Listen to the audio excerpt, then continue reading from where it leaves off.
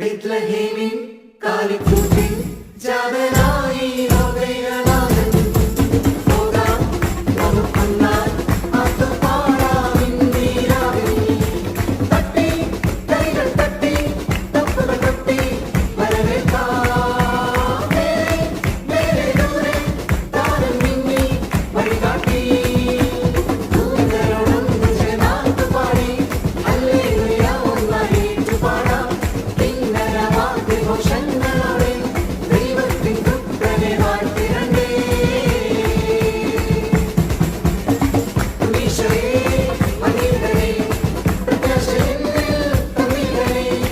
ഈ ലോകത്താ